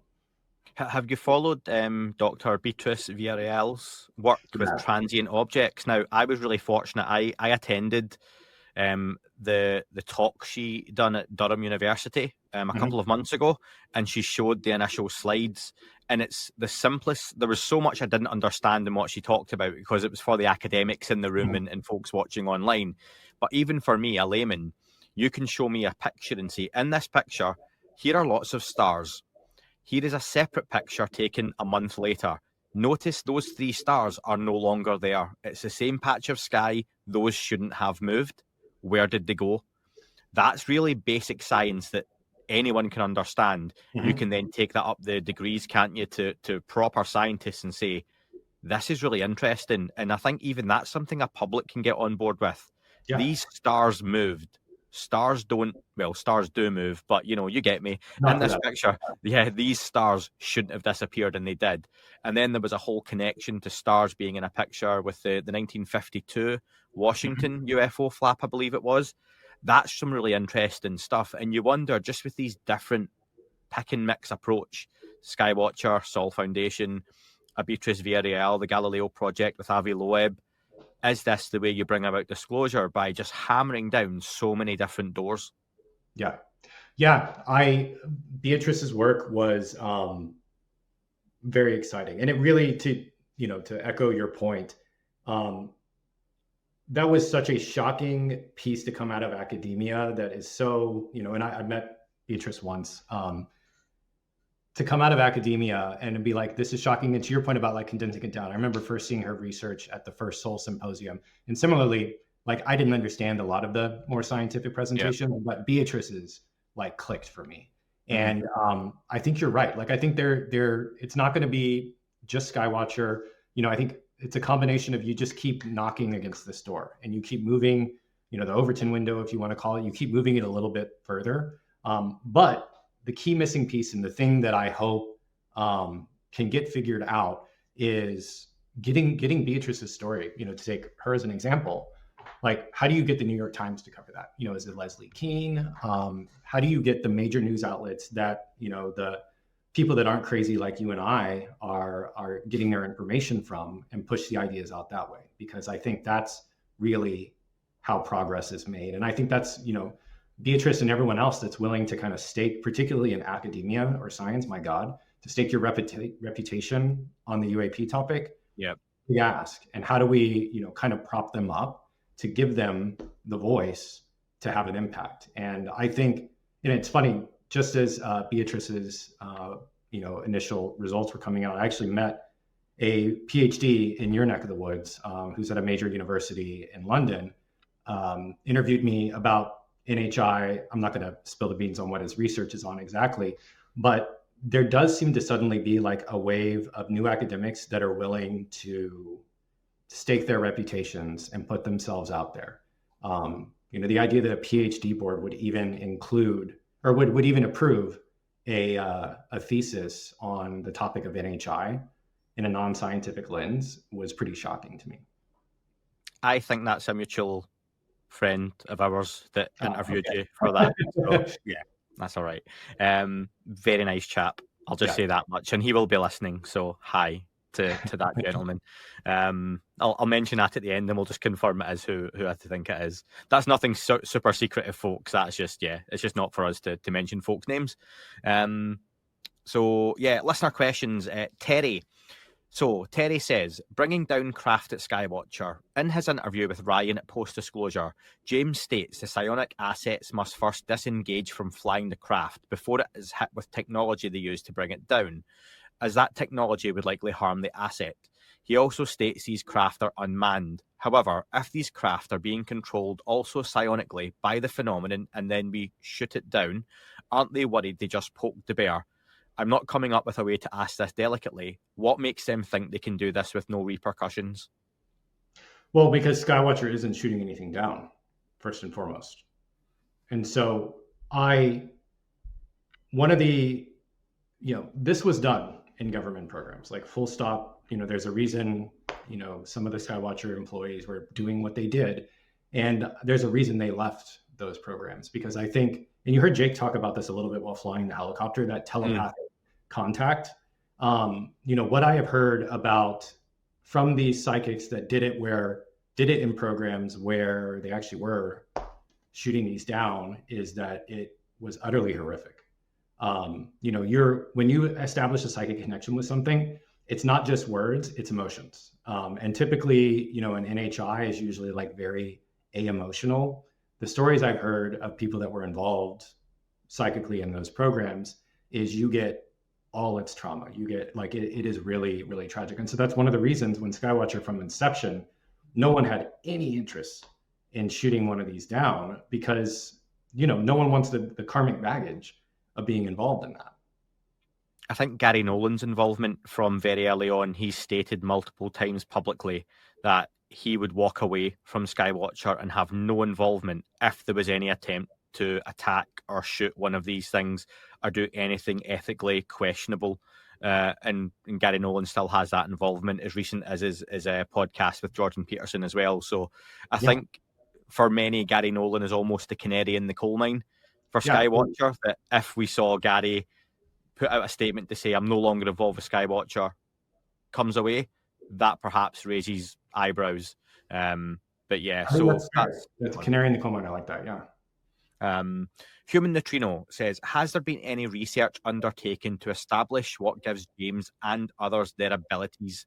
And are these abilities specific to a small subset of the population? So there is a lot of research on consciousness today. Now, the thing that is missing, and the thing that I would love to see get funded, is kind of a longitudinal study on the roots of psi in the body. And, Gary Nolan did the study about the caudate and putamen, which was a smaller, he'll tell you this, he's told me this. That was a smaller study in terms of sample set with people that self-identified as psychics. What I would love to see happen is, there are ways to verify and test for psychic abilities. Take a really large sample set, 40 to 50 people that have verified psi abilities. Also looking at the genetics of their family, both people, and doing this in a very ethical way, of course, with an independent review board, et cetera. Looking at when psi manifests and when it doesn't. I think one of the more profound things I've heard from Dr. Diane Powell, who I've learned a ton from over the past couple of years, is people are often associated with or looking for purely genetics. And I think her argument is that epigenetics play a much greater role. And to give you an example, and people have read way too much into this, trauma plays a big role in psi. And, people take that to all sorts of dark places. For me, that was, literally having a head injury at 4 years of age seems to have knocked something loose that allows me to do this. Unfortunately, for a lot of other people, that can be physical or emotional abuse as a child, sexual abuse. But sometimes it is purely spontaneous. Like one of the earliest members of the Skywatcher Psi team had no experiences until he was 35 or so, and then had a spontaneous contact event. All of a sudden, they're everywhere, and he has all of these psychic experiences. So this, like, to me, because I care a lot more about the consciousness research, this is what would be fascinating to study, is to see, like, actually do a big study of both psychically gifted people and people that do not think they have it. But I will say, I get asked every single day by someone in Twitter DMs about how they can become psychic. And I think everyone can do this to a certain degree. I think it's part of the human experience. We all have the ability to tap into the field to varying degrees, but it also takes work. And it's not as if I'm not one of those people where it's on all the time. I actually think it's very destabilizing for a lot of people that have to constantly filter out these messages. But I'm very diligent about meditation. I'm very particular about what I put in my body. And I do all these things to enhance psi. And so that's usually one of the first things I tell people is, like, what types of practices are you doing? Or do you have meditation practice? Are you, eating a bunch of American garbage and drinking every night? It's probably not the way to go about it. Yeah. Kevin asks, what other psi skills, if any, has James experienced historically? So I have pretty much run the gamut for, most people are curious about telekinesis, the ability to move objects with your mind. That is the one that I have never seen. I've been sent a lot of videos of it. The videos are pretty compelling, but I can usually think of a reason to discount it. Telekinesis is the one I've never seen demonstrated. For me, I'm pretty much able to run the gamut, but I've also been doing this since I was a little kid and exploring things. Whether it's visions, astral projection, etc. Psi isn't just one thing. Like I said, you kind of gravitate towards one or the other. My big one is, if you wanted to put like a military psi term on it, like I'm the comms guy, particularly good at communicating. But there's others that, I have friends that are constantly getting visions. I actually think that'd be very destabilizing. I don't know if I love that, but it runs the gamut. Peter asks, so could you please ask James if he thinks the US three-letter agencies have deliberately suppressed information on psi in order to develop countermeasures to adversaries using it against him, and what might these countermeasures look like?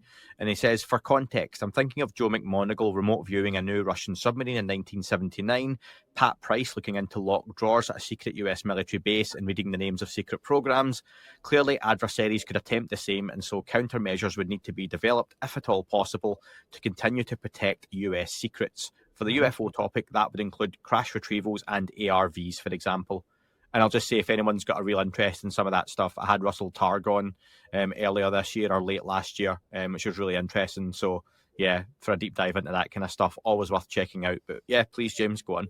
Yeah, I think this has been classified because it is viewed as a national security matter for exactly the reason that the questioner just outlined. The fact that not only do we not understand it, but McMoneagle's story about, I think it was McMoneagle that said, it's almost like the more effort you go into making something secret, the more it shines like a beacon for psychics to exploit it. And I think he was drawn to that NSA black site when he was trying to view a random log cabin, something. That's what happened. Yeah. And so, like, as an intelligence professional, like, my God, how do you protect against that? And so I understand the argument of, I don't understand, but I get why they would say this needs to be a national security matter. And we're going to do a bunch of research and we're not going to release it to anyone. But I think it's actually quite more advanced today. And I'm not going to give specifics about this, but when we, not human initiated contact, but other activities I've engaged in, from time to time, you will run into what can affectionately be known as a counter psionic asset, something that is there to stop you from accessing any information that you're not supposed to have. And that feels like, I mean, that is part of my experiences. It's happened 2 or 3 times. It's not pleasant. And then there's also the, the insane stories of like Ingo Swann, I think it was Ingo that was remote viewing the moon and gets chased off of it and told never to come back by NHI. So you're kind of damned if you do, damned if you don't. There seems to be some type of NHIs, because I think they're much more advanced telepathically, obviously have very robust defense mechanisms against things like that. And it feels like humanity has developed that as well. And, Russia, the reason in my mind, and I wasn't part of the early, Cold War programs, that the US developed our own psionic programs was because Russia was, 40, 50 years ahead of us in that regard. And there's plenty of evidence China is exploring the same. So I think it is still very much reality. Israel as well, seems to have a rather advanced psionic program. And I bet you there's a number of them in your neck of the woods as well, Andy. Yeah. Claire asked about 12 questions. You'll know I discussed that with you before, but I've picked this one because some of them have covered off, James. Has James's experience changed the way he lives his life? And I suppose, James, you've talked about you've had this since you were very, very young. Yeah. If indeed it's not changed the way you live your life because you've lived your whole life like this, in what ways has it impacted how you go about your day to day?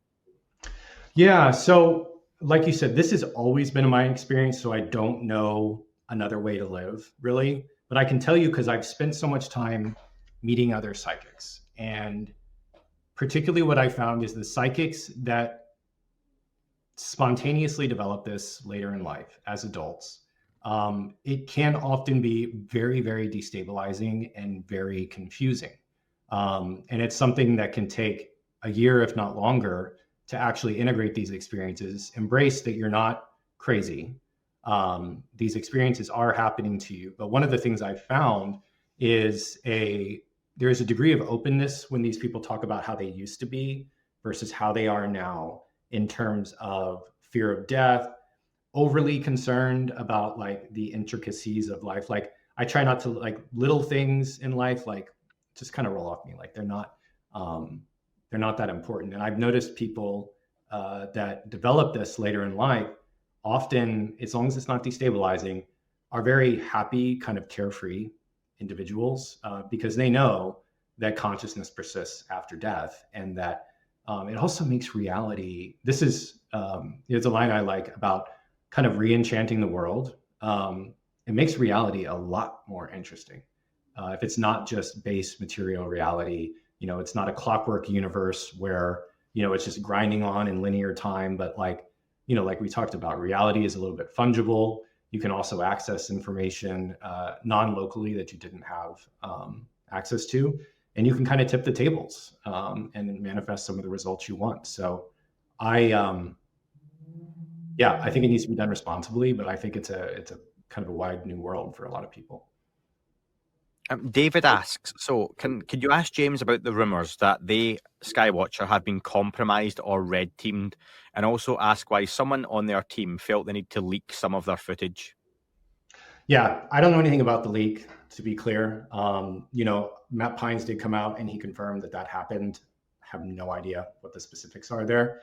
And, the rumors around being red teamed, which is an odd turn of phrase, Skywatcher came out today and refuted that, I think largely because of the recognition that the need to communicate more with the public as to what's going on. Why is there that big delay? And I think when you don't communicate, and this is what's hard about being in the public, people assume the worst. They assume that, whatever, Skywatch has been bought and, put in an ironclad NDA where no future material could be released, and nothing is farther from the truth. Like, it has not happened. Yeah, no, that's fair. And like you say, I think the statement today cleared that up. Not that everyone's going to believe that, and that's just a risk. But you're never going to please everyone. Java Cat asks, more of a personal one. Please ask James if his family is aware of his abilities and if there's a genetic link. does his family support these efforts, or do they worry about his safety and also any effects from any hitchhiker effects at home? Yeah, so this is a fun question. Some good and some bad there. There have been. I'll tell you about a kind of scarier experience. So by family, if you're talking about my wife, my wife and I met when I was 18 years old, and she's known about this for 20 plus years. So she's been like the one person that I could trust with all of this.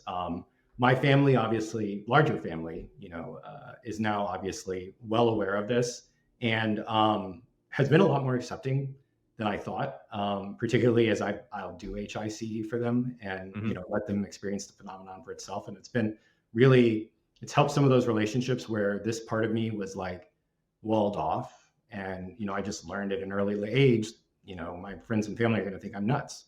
I've also reconnected with a lot of old friends that I didn't know were fascinated by these topics or had their own UFO psychic experiences that now, I haven't talked to since college, and we're, talking every day now again. So overall, it's been a really big net positive. To the question about genetics. I have two children. My oldest daughter has kind of been going through her own, let's call it psychic awakening over the past little over a year, I would say. And it has brought she and I so much closer together to talk about these topics and to be rational about them. Like, the hard part with kids is they do have wild imaginations. And so the first question is like, what were you watching before this, that you think that this experience happened? So you have to be a little careful there, but that's not a support network I had as a kid. And so it's important to my wife and I that, like, these topics are really talked about. My kids have seen like the Skywatcher documentary, et cetera. They thought it was too long and a little boring for them. But to your hitchhiker question, that's a fun one. Yes, we have experienced that once. The story is I was meeting a woman who was psychic for the very first time.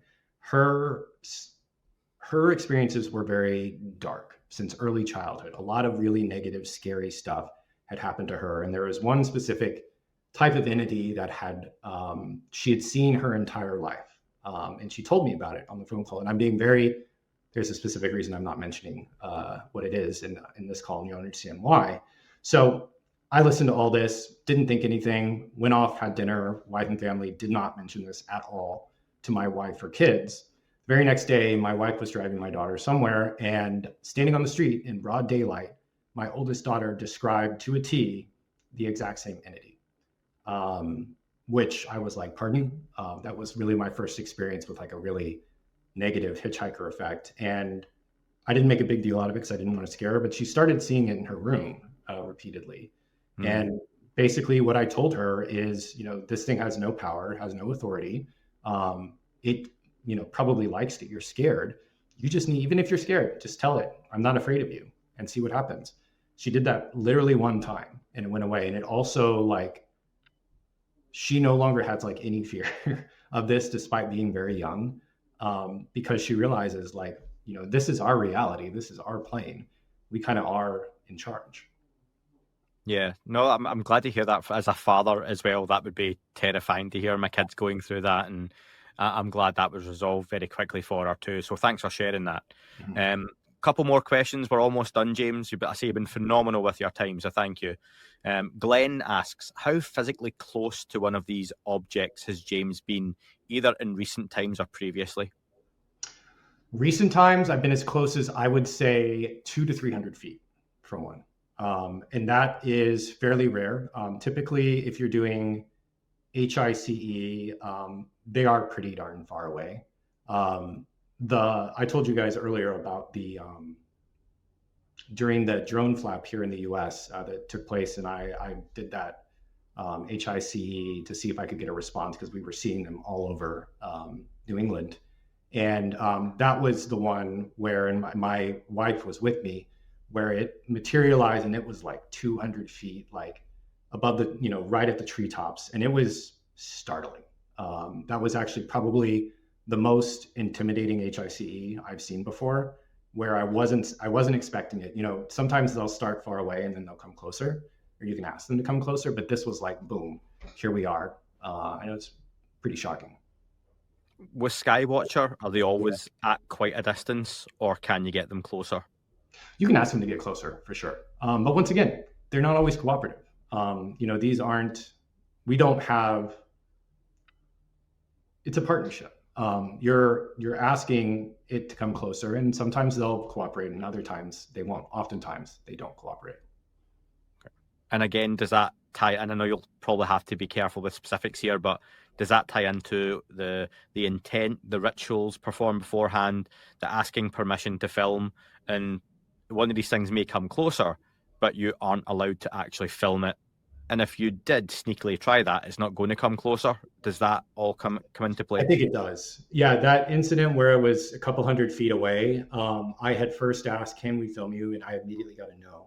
And it was willing to come that close because of it. And then I also think, like that triangle that I mentioned, I didn't ask that to show up, so all bets were off, and I was going to try to film it.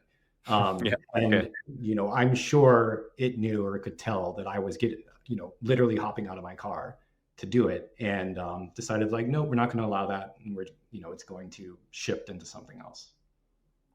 Lucky Dury or Durry says, can James use his psi abilities in everyday life? If so, how? And is it only with other psi people or normies as well?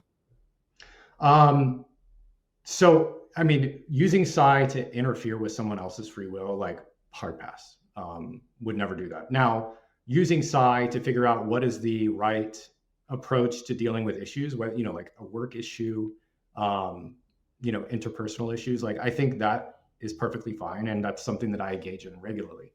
But what you're talking about is manipulation. And this also gets back into intention. And karma is probably the closest word for it. But to me, my life isn't hard enough where I feel like that would ever be necessary. And it's not worth like the blowback. Like I do think there is some type of retribution, in this universe or dimension, whatever you want to call it. And manipulating others is kind of where I draw the line. Would it be fair to say then, in terms of psi, it would be more along the lines of you would have more faith or trust in a gut instinct or initial thoughts and feelings, that you would trust an initial thought? You get a feeling about someone, and we all get this. It's just you perhaps maybe be more aware or comfortable of your reactions. So people get really frustrated when I recommend this. Like, if I ask those questions, like, how are you living? What types of practices are you doing? Like, okay, so let's ramp up your psi abilities. What you just outlined is actually a wonderful first step for people that want to get serious about their psychic abilities. And, the examples I use is, someone is looking at you in a grocery store behind your back, and you have eyes burning into your back for whatever reason, and you turn around and you notice it. Most of us just say like, oh, that's intuition. Well, yes, but what is intuition? Like intuition, you're accessing non-local information that you couldn't hear or see or feel and learning something about it. And so stopping and recognizing those little impressions you get throughout the day. And like one of the key things is actually writing them down. So take a second to write. Someone was looking at me at the grocery store and I turned around and sure enough, they were. These things become self-reinforcing because this isn't scientific, but I think our conscious mind, is getting so much sensory input throughout the day that when you get those little impressions, your consciousness is just like, forget that. I don't have time for this. James is looking at a computer right now with a bunch of screens up. I need to focus on that. Mm-hmm. If you stop and you're really training your mind, no, this information is important that I'm receiving, it's going to say, oh, okay. It's similar, if you want to work on remembering your dreams, what is the most common advice? Stop and write them down, because you're telling your brain not to throw that out as you wake up in the morning. And so I do think those little intuitions and impressions are how this starts, and then it kind of steamrolls from there. Edith wants to know, if you can even answer this one, what do the NHI or aliens call us humans, and do they call themselves anything? Well, once again, I don't think it's one thing. And NHI is covering so many different things. I wouldn't know how to respond to that. And it's not a question I've explored in any great detail. You get a lot of answers, like you'll get names for individual NHI, because one of the common things that you're doing these communications is, if this contact seems helpful, you want to establish being like, hey, can we speak again? Would love to get to know you better. And so I typically do that by asking for a name. But what's funny about the names is I have found that the names are descriptive to me. And what I mean by descriptive is they're encompassing the feeling that NHI is trying to convey to me, like whether they're friendly. Sometimes I'll get like a very friendly feminine presence, and they'll give me a specific name that just is like, a woman in my family I had a close relationship with, as an example. So they kind of just do that to give you something to latch onto. Now I know where this question is going is about like, Galactic Federation and things like that. I've gotten those terms before, but you always have to stop and ask yourself, like, is that because I've heard that before? Like a bias, yeah. Yeah, and I'm always on guard for, was this floating around in my head somewhere and I just connected the dots? Yeah, and that's why I'm always wary of a lot of, God, don't take this the wrong way, folks who are experiencers, but when experiencers say, oh yeah, these aliens from, and you used it earlier, they're from Zeta Reticuli, and they took me, and it's the same, and it could just be the same message, but I'm always very wary of, but you've heard that from somewhere. Right. Which is a lot of this topic, and that's just any kind of normal bias. But I think that's why it can be harder sometimes, because that's a story you've heard from someone else, and you're repeating it. So, but I think you've summed up really well in your own experience that even in your own head, you're aware of your bias. You're able to filter out your own thoughts, and even then, you're still at times uncertain: is this a message? Is it not? But then you've said there's quite clearly other times where no, this is a message. Yeah, and one other element, and I'm not sure I can clearly articulate this, but I'll try, is I do think a lot of these experiences are like meant for you as an individual. It's not necessarily meant to be shared with others. And that's, when people ask me how to do HICE, my first question is, are you trying to film it? Is your goal to post this on X, or is it to have a veridical experience for you to realize this is real? And if it's the latter, great, you should probably have some success with that. But I think sometimes when we get some of those messages, like Zeta Reticuli, like that is so kind of like cliched at this point, that if you're asking for that level of detail, it's almost like, well, we know James is going to come out and say Zeta Reticuli and everyone's going to laugh at him. But this wasn't for everyone else. This was for James. And but that's kind of that like weird spiritual component to this, where it does seem very like personal gnosis driven. Yeah, I've had those odd times I've walked out when it's a nice clear summer's night or winter here in the northeast of England, and I've looked up and just thought, walking the dog, nothing special, no meditation, nothing like that, and just, if there's anything up there, it'd be nice to see it. Might say it out loud, might keep it in my own head, depending how late it is. Now and again, a light goes across. Is it slowing down? Is it speeding up? Is it just me misidentifying a satellite or something? Maybe, maybe not. But I just always keep it and go, I don't try and film it. I don't, because what's the point? Especially having a UFO podcast, James. Yeah. If I walked out here right now, looked up, and a 500-foot black rectangle or triangle or whatever was over my house, could I come on here and tell that story? I'm sure listeners, some of them would believe me and, they trust me or whatever. But what's the point? Because realistically now, having this, this, way of talking to people, this medium, it would just have a look to it. And is it just more for me at that point? Probably. Yeah. And that's why I think the real opportunity for disclosure and a bunch of ideas as to how to go about this is helping more people have that experience. And I've said this time and again, I don't know, maybe the White House lawn, like you said, but if any amount of footage can really do it for the general population. And maybe this, and I also not convinced we're ever really meant to entirely understand this in its complexity. And so I think that veridical personal experience and, kind of waking people up, one by one might actually be the path forward. I'm going to use this as a final question because, James, I think it's a good chance for you to sum up the Skywatcher work, your own thoughts, and how people, or how you want people to view publicly Skywatcher, their narrative, and the work being done. So, DO says, what are James's thoughts on possible ethical conflicts with Skywatcher being a commercial entity while at the same time they aim to get one of the UAPs to land as part of making real contact between humans and aliens? I'll let you take it from there.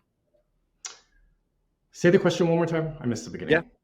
What are James's thoughts on possible ethical conflicts with Skywatcher being a commercial entity while at the same time saying they want to get one of these UAPs to land as part of making real first contact?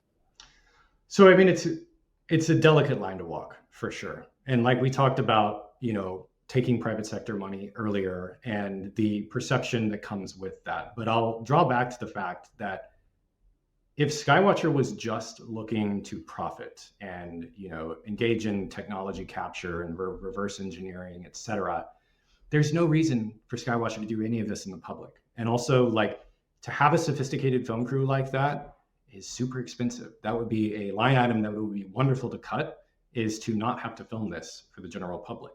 But that was never the intention from the get-go. And I think that's also one of the great, we talked about intentions. The intention of coming out in public is paramount to this and has been, long before Skywatcher, was that if this is not done for public good, it's probably actually not going to work. I actually don't think this phenomenon is cooperative if your intentions are not aligned with ideas like getting this out into the public. Awesome. Well, James, wonderful speaking to you. You've been incredibly gracious with your time. It's been over 2 hours. Folks have been listening or watching you. I think you've come across fantastically well. I've really enjoyed speaking to you, and I'd love to get you back on in future, if and when Skywatcher have some updates, and of course your own work too into consciousness and whatnot, if that leads you down any other avenues. How can folks follow you, find you, anything you want to kind of promote? Sure. So X is the best place. My handle is at JD Hodgkins, HODGKINS. And thanks for having me. Awesome. I'll put all that in the description, folks. And thank you very much for listening. Thanks, Andy.